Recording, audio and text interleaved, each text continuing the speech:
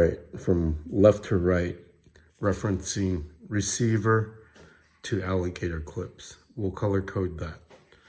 So, receiver connector, black wire, goes to the black alligator clip. The next is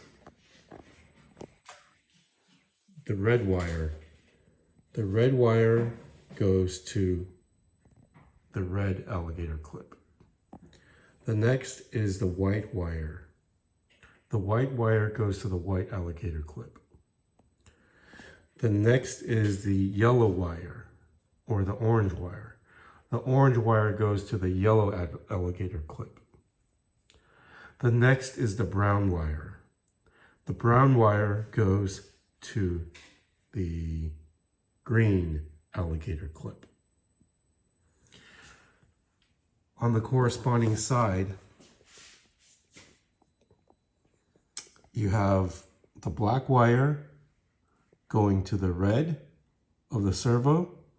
You have the red wire going to the blue.